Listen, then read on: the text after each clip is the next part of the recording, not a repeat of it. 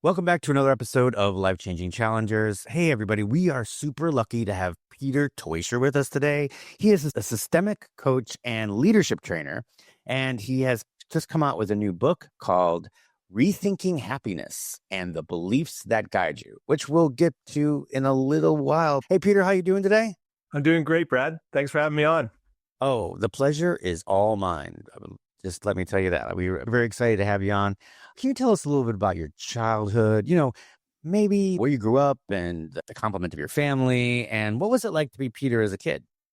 Sure. I had a pretty interesting childhood, you might say. I was born into a family where my dad was in the Canadian military stationed in Germany. And so I was born in Germany, moved to Canada when I was 4, and then grew up in Canada. And I've actually, since my mid 30s, I moved back to Germany and kind of rediscovered my roots over here. But growing up in Canada was great. I mean, for a lot of different reasons. I think I grew up just in the suburbs of Vancouver, and a beautiful place to live, really great community, lots of opportunities. So I guess I had a pretty normal upbringing. My dad was a fireman, so, typical kind of middle-class family. I guess my struggle was from an early age, I developed depression, and that was not something that I knew as a kid or as a teenager. It wasn't until I sort of entered therapy in my early 30s that we kind of defined that, that was my experience. We basically look back to my first experiences. I remember in grade 2, when I was 7, my first kind of describing the situation to my therapist at the time. She said, well, that's definitely a depressive episode. So I dealt with a lot of that, not knowing what it was. And I guess a lot of it was, I thought it was just this chronic laziness. Because as a kid, when you have your ups and downs, mood swings, lack of motivation, your parents get frustrated and call you lazy. And so I thought it was chronic laziness, but even into my adult years, until I got some help and realized, it was not normal kind of malaise or sadness. It was something deeper. So yeah, as a kid, I had highs and lows, but definitely a lot of ups and downs. And when I look back on my teenage years, I don't want to go back there again, but a lot of it was self-inflicted. I just didn't make the most of that time when everybody else is going, oh, that was the best time of my life. So yeah, lots of opportunities, lots of missed opportunities for me in that early part of my life, but I definitely turned it around to the point where when I started really taking care of my mental health, I wanted to pass that on. And that's when I got into coaching basketball. So it was kind of that. So it's interesting because you talk about coaching basketball. So did you play basketball? Yeah, I played basketball in high school, and it was the kind of thing where in practice I did great. As soon as we got into game situations, my inner critic just really fell apart. I didn't have a lot of mental resilience. And so as a result, I didn't get a ton of playing time, but I developed a real love for the game. I really enjoyed playing. I guess, I was always one of the tallest kids in our class. My size kind of got me out of the team, but in practice as well, it was just, I didn't have the mental resilience to get out there and compete. And I eventually got over that, but that really got in the way. So I guess when I wanted to, after I kind of, built up my confidence and made these changes, I wanted to give back to kids. So I started coaching in neighborhoods that were troubled kids and stuff like that. And so it was a combination. It was kind of reaching kids through the sports, because some of those kids only came to school because they wanted to play basketball. So it was a great way to kind of reach some of those kids. And I not only do I think that I probably had some kind of an impact on them, but it was really rewarding. Like, they definitely had an impact on me and helped my personal development further as well. Oh, no, I get that. I coach kids now. And yeah, I've learned a lot, and I totally get that. I have two kind of just little trivial questions. One is brothers and sisters. I have a brother. Yeah. He's Canada. Yeah. Well, we actually started a business together in our 20s, a craft brewery, and we built that up and ended up selling it when I moved over to Europe. So yeah, we're very close. And even despite the distance, we still have a great relationship. Oh, that's awesome. Wow. A craft brewery in Canada. Well, we were one of the pioneers. This was back in 95. So okay. This was before things really exploded on the scene. And so, we did great. I still struggle, and I think it was partially, a recommendation of my therapist, but also for me, I just really felt like I needed a life change. After going through all my history, as a kid, it was time for a major change. So people were shocked when I walked away from the outside. It seemed like, wow, you guys have this great life. Two guys in their 20s have their own brewery that's successful, and lots of friends. We got invited to all the best events and stuff like that. So from the outside, it looked great, but internally, I'd get home alone to my apartment and I'd feel miserable, to the point where I really felt like I was letting my brother down, because I had days where I just didn't feel like I could get out of bed. And at that time, I thought there's something really wrong with me, until I heard a public service announcement on an American radio station that we got in Vancouver that said, if you're experiencing, and they said a whole list of symptoms, then you may be suffering from depression. And I thought, wow, there's a name for how I feel. And that was one of the prompts to kind of get me to go get some help. At first, I went for hypnotherapy. I thought, well, there's something wrong in my brain, so I'm going to get hypnotized to fix myself. It just shows how little I understood about the whole situation. But from my hypnotherapist, he helped me get a meditation teacher. But then I went on to therapy, different types of therapy, and it really helped. It really changed my life. Along the way, I also started reading tons of books on personal development, and really started this whole journey of self-awareness and taking control of my own mental health, my state, and my own personal development. And, it changed my life. And that's what I wanted to start passing on to others. That's why we do what we do. Right. Yeah. I mean, you were a coach for basketball for a certain reason, and you went after it. And now you're coaching people to help out with their happiness and their personal development. And you're doing that too. So, kudos for that. I want to step back. Now that you know what you know, can you think of a time in your childhood when you did feel better, only to find out later on, later, like you said, when you went back to your apartment, all of a sudden became miserable? Was there a time in your childhood, and then later on, maybe when you started your business, that you did feel like I went with? Yeah, it was never this constant state of highs or lows, except for me, it was a little bit more extreme. I definitely had periods where I felt as good as I'd felt in a long time. And just when you thought life's great, it only took one thing to trigger then another kind of stepping off into this dark sadness. And the thing is, it didn't really have any control over it. And, there might have been something that I attributed to it as triggering the situation, but sometimes I would just wake up feeling that way. And that was the real confusing part. And that was the thing, especially as I got into it as an adult, and, I started having some success and things started improving for me, that I felt really guilty, because I thought, I have no reason at all to be unhappy, and yet why do I feel this way? And so that guilt and shame, not recognizing that a lot of it was just my beliefs and the continued negative thinking, and this narrator that just kept putting me down, and all this negative self-talk. I wasn't self-aware enough to recognize, to separate myself from this negative voice in my head. And I think that level of awareness didn't come until I started practicing meditation and also doing some of the talk therapy that I did.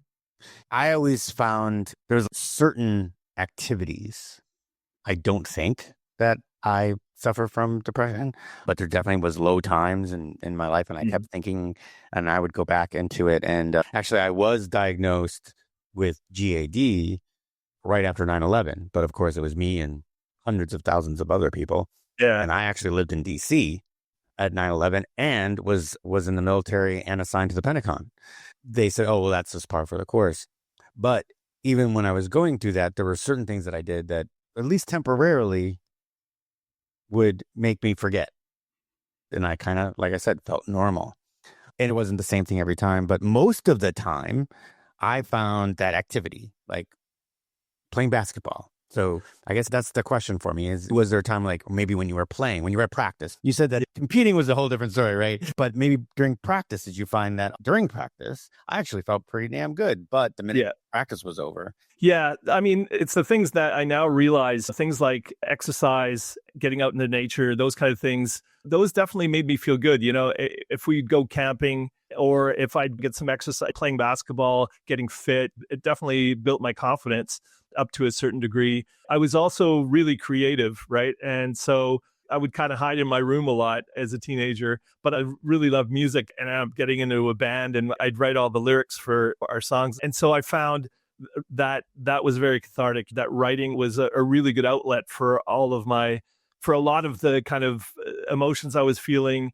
it was a good outlet for me. And I think those were good things. Also, half of my family's German. And so I had a really good relationship with my grandparents on that side. So when my grandma would visit, or if we took a visit over there, that she was such a positive influence in my life. So having that contact really helped lift me up, but it just wasn't sustainable. That was the Right. problem. I realized I always needed some kind of outside influence to make me feel better. As a teenager, I had a real fear of insanity. I had this real fear that there's something, I'm just on the verge of losing my mind. Although I was surrounded by a lot of drugs and alcohol, I did drink alcohol as a teenager, but I was really afraid of any kind of drugs because I had this fear of losing my mind. And even I remember this ad on the TV talking. Tony Robbins was a big one that always came up, but there was one guru talking about empty your mind and talking about meditation. I thought, empty my mind? No, I need all the safety barriers. I'm not going to just Right. let my mind wander because that's a dangerous place. I was very confused about how the mind worked and so on. But I had a lot of fear and a lot of dislike for myself. And I think when I had too much time to think, that's when the negative thoughts kind of spiraled and put me in a negative place. I get that. Yeah.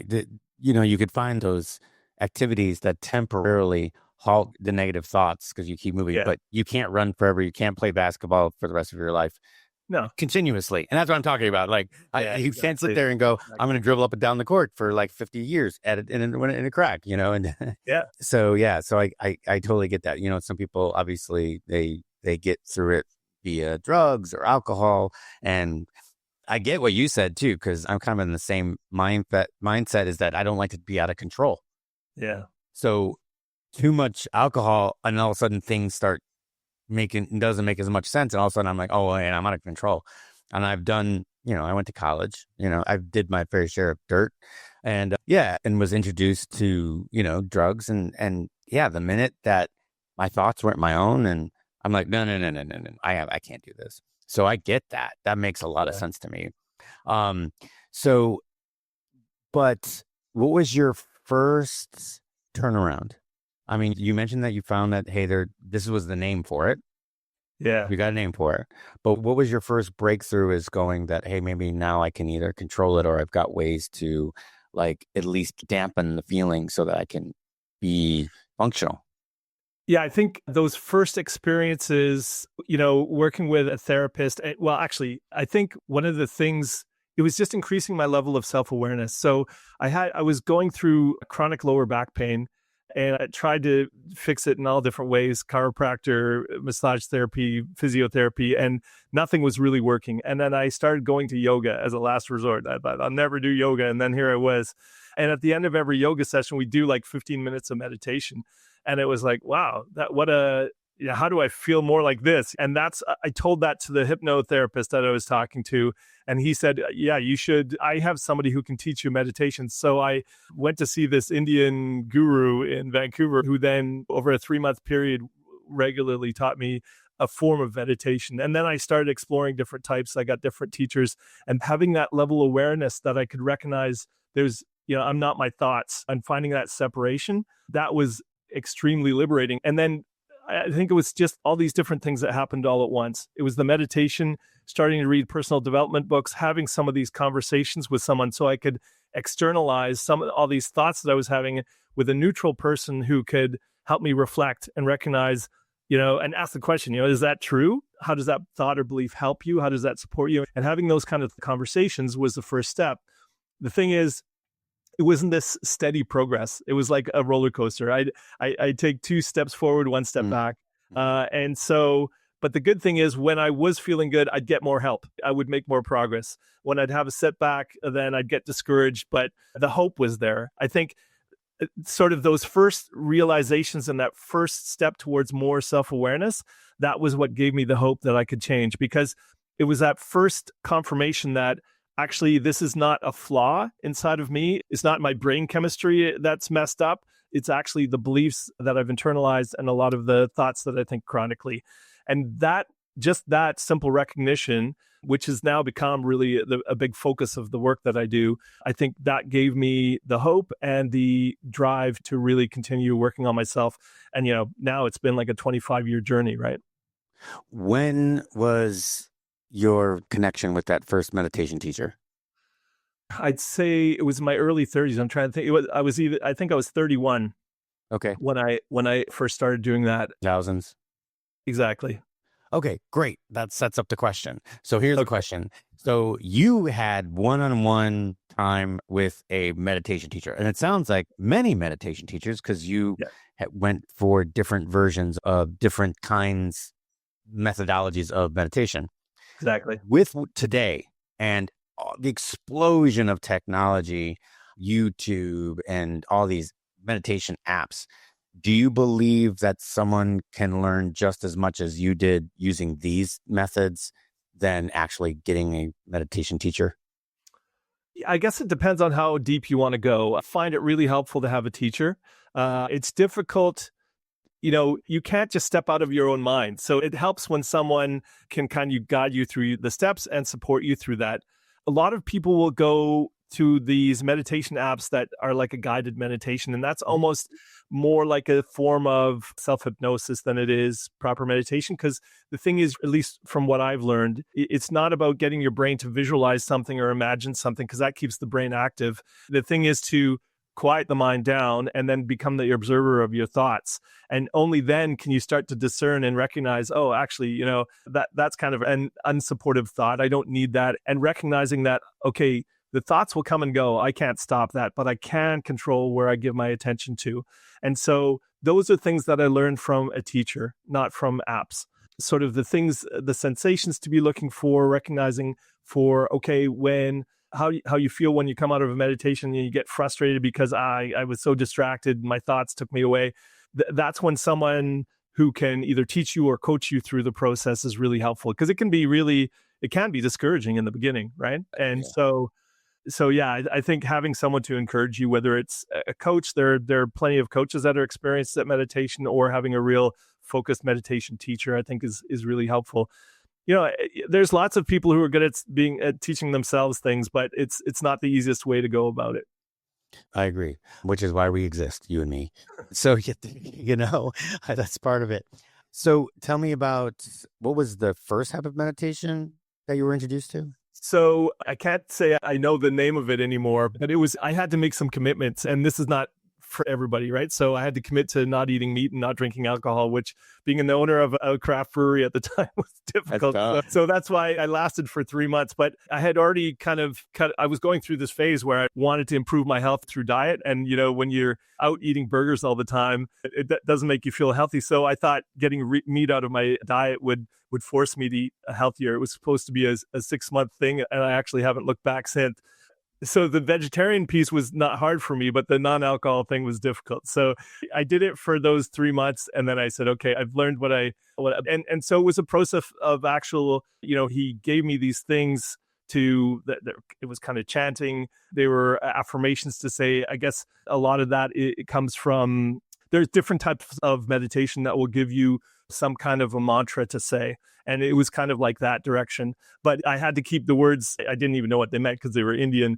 But he said, you can't teach this to anyone or tell anyone what these phrases are. You have to keep it for yourself. And so it was an interesting experience. I liked the way it made me feel.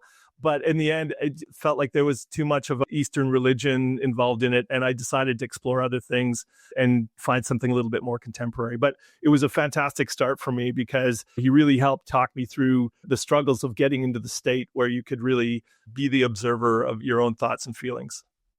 So it sounds like there are numerous methodologies for meditation, and it's not a one size fits all.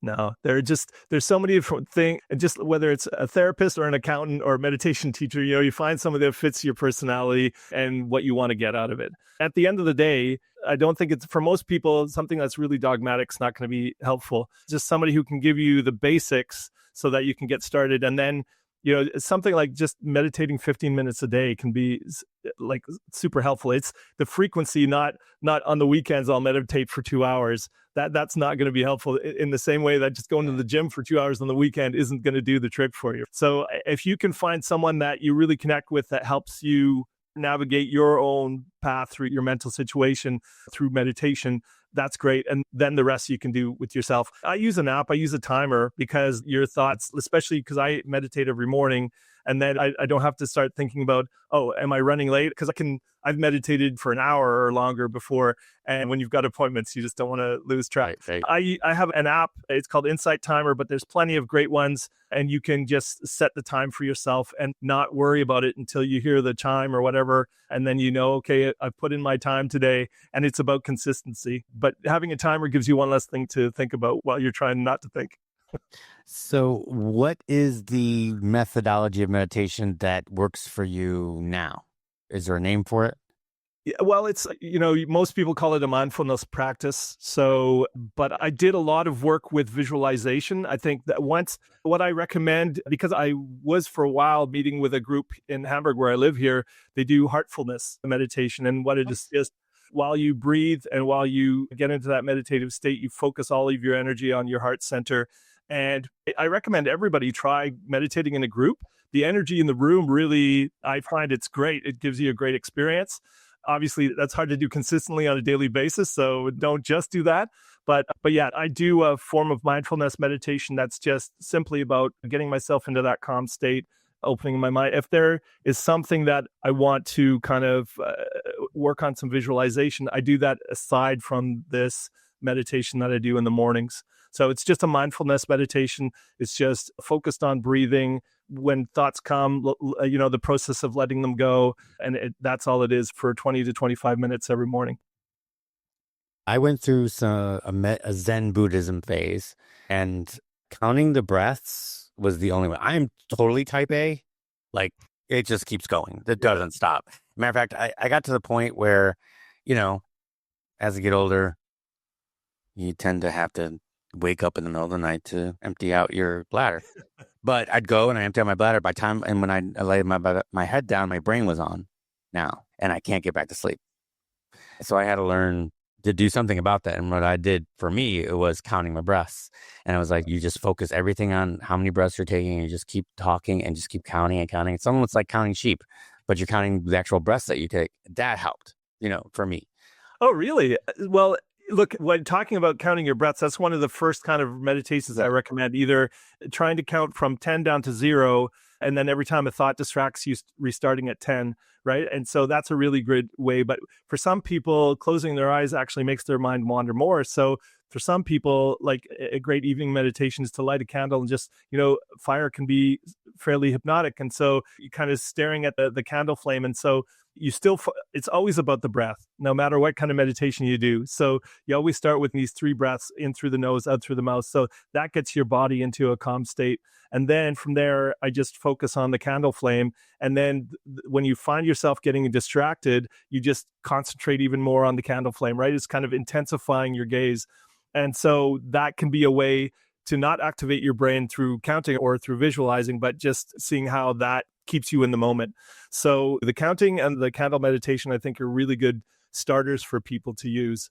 And then from there, once you know the techniques and once you can put yourself into that state, if you want to then use that as a springboard to visualize, find your sort of mental sanctuary where you go to, like, those are all great exercises you can do as well. But as long as you get down the sort of foundational process of meditation, I think that's an important thing not to jump over. Awesome. So when you left Canada, let's go back into the story. Yeah. Now for the rest of the story. So you got to Germany, you sold the brewery. What did you end up doing?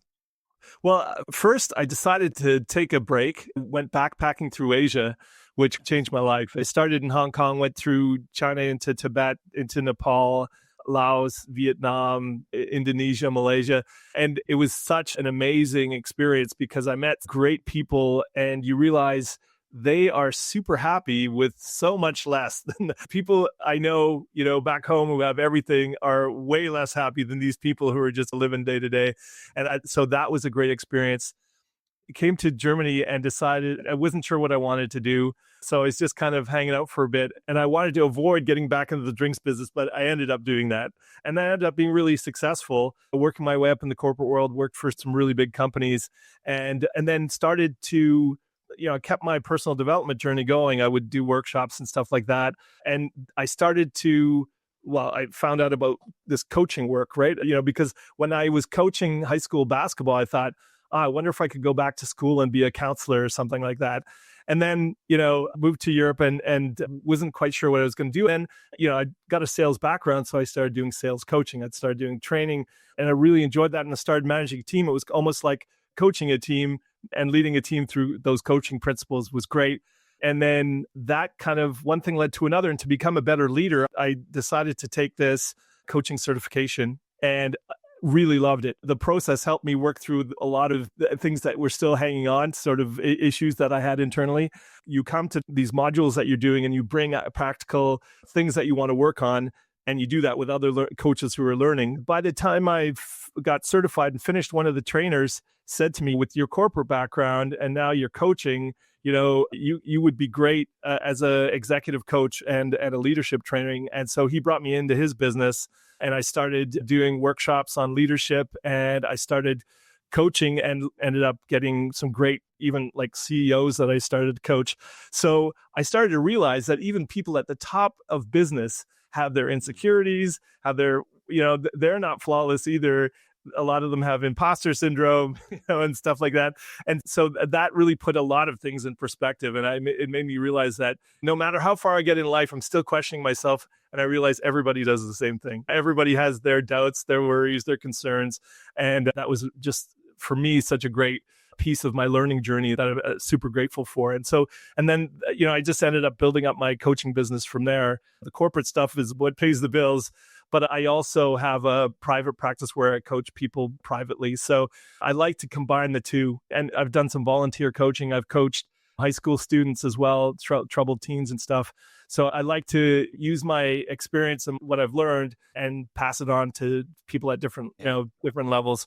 And, on the business level, I love that positive kind of influence you can have on an organization to help them grow and become just having leaders be good at leading and not just being managers, right? And when they treat their people well, that gets passed on. And I've just seen so much positive change from that. So super rewarding. I have to totally admit, I've been with just a couple of organizations that actually are big on employee-centric management, where, a lot of your corporations out there right now are money, money, money. And then It's like, all right, well, my clients give me my money, therefore the client should be first. It's interesting that I've been with two organizations, and I actually had subscribed to that. These two that I've worked with are very employee centric, and their employees are the happiest people in the world. They feel like they're so privileged, for lack of a better term. They know that they bring something to the table. And I find that most of them, they're holistic about when an opportunity comes along, a project or something that's part of their work. They really look at, okay, I'm going to do this thing, this project, this task. And the first thing in their conscious subconscious is, what does this do for the company on a whole? Whether it be monetarily or not monetarily, they're like, okay, well, this is the best thing. But then when something comes along and they're like, wait a second, I don't know if this brings any value to the company whatsoever, it might even bring it down, then that's when they question stuff. But they question it out of love for the company and for what they feel like they're expected to do. Those companies still have issues with politics and everything else, right? They still have those issues. But if the employees find that they're willing to deal with that stuff and make it better rather than just quit because they don't want to deal with it, I definitely commend you on that. That's something that you're coaching right now. Kill it. Go kill it. Yeah. I'm with a company right now and they're employee centric, and they've got literally, we went to a retirement for a guy who was there for 40 years. That's amazing. But that whole thing of understanding how you add value, people think to have a sense of purpose, which is one of the 3 pillars of motivation. You're probably familiar with Dan Pink's work, but the thing is, purpose is not just working for some organization that's saving lives or that's, fixing the environment.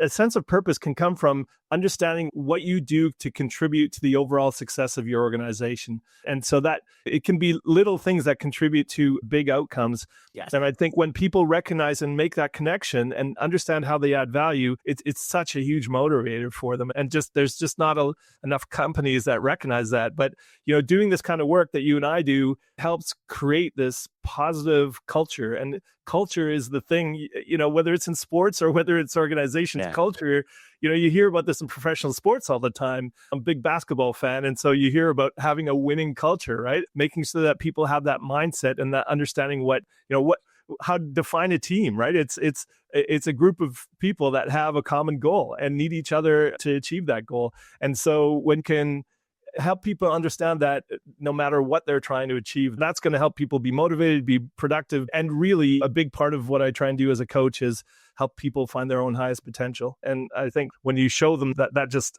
opens the door. Exactly. So a lot of good stuff. Let me put you on the spot here for a minute. Can you give me the top 3 issues that you're helping your leaders with right now? What are like the top 3 popular ones? You mentioned one, which is imposter syndrome. That's a big one. What other 2? So culture in a team or in an organization, how do I affect culture is a big question. And then people usually call me when they're looking to make change. So how do I create change in my organization? And along with that, keep people motivated and productive? Because with change, it's always about, it activates people's fears, uncertainty, ambiguity. Those are conditions that people find really difficult to work through. And so when I work with leaders, those are the kind of things. If they're looking at themselves, how do they optimize? The people who go to high performance coaches are often already high performers, right?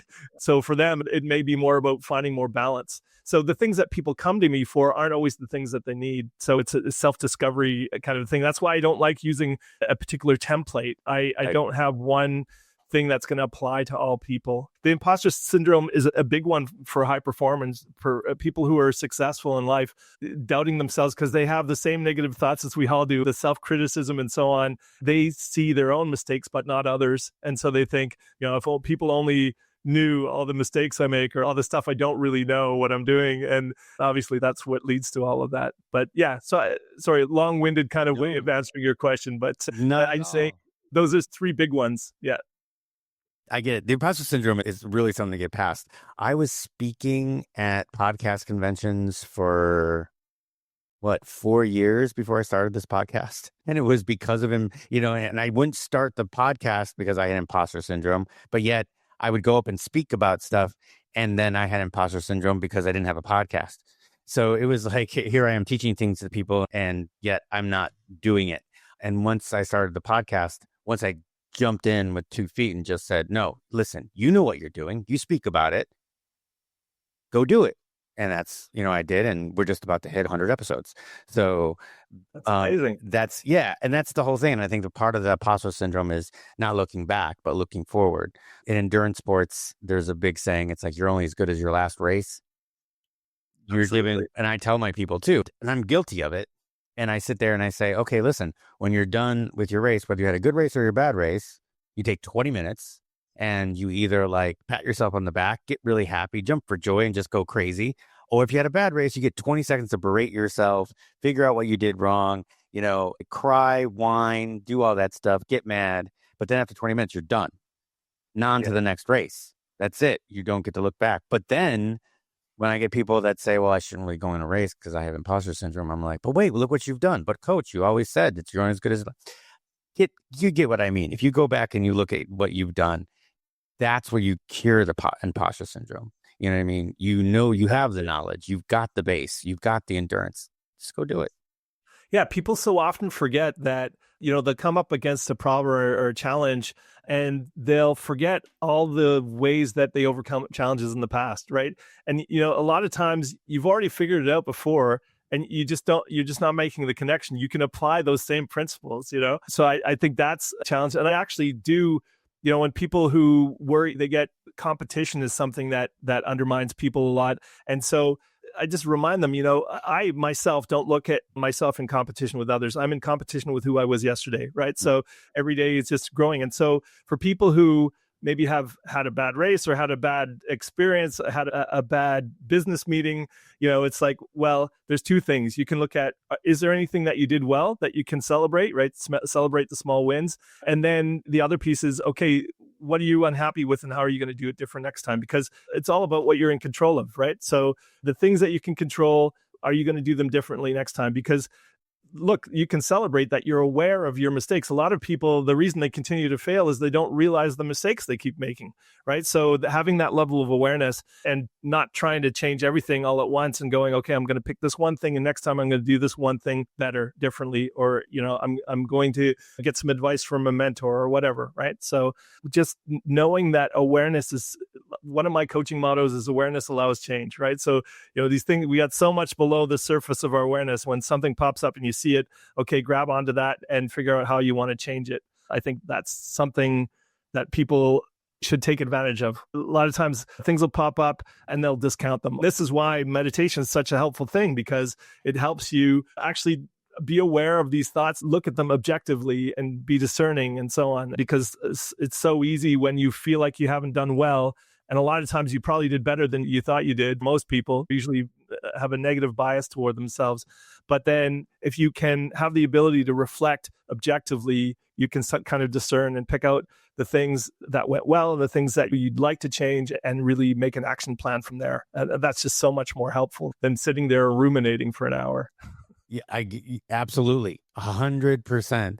And it's so funny because I'll get ready for a race, and it's so funny because a lot of endurance athletes, they'll take their medals and they'll just throw them in a box and put them in the closet. And I have a room in my house, my gym, which nobody goes into except for me, and my stuff's on the wall. And I just noticed that, whenever I'm getting ready for a race, and I'm like, all of a sudden I'm getting the jitters, and I'm like, wait, I don't think I trained enough.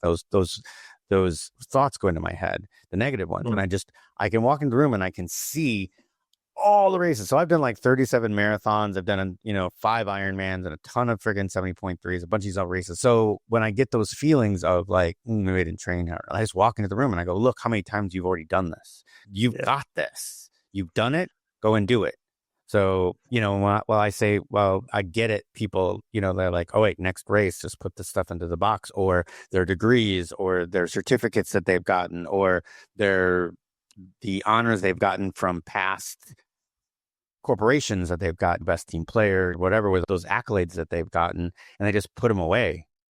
I say, if you're worried about vanity, put them someplace where only you can see them.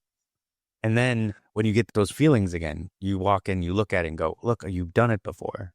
It's going to take a new skill. It's going to take a new outlook and some practice, but you've done it. Just this time we're going to do it better. Yeah, I think part of the problem is that we go from one kind of milestone to the next, and we don't even take the moment to just be present there and go, wow, what an accomplishment. How did I get here? And what are all the things that I did? And really reflecting. Instead, they're just, okay, what's my next goal? What's my next? And I think if you can take the time, maybe you don't want to celebrate everything, or maybe that's not your thing, but take some time to reflect on all the things you overcame to get here. And that is going to be something you can build upon again and again.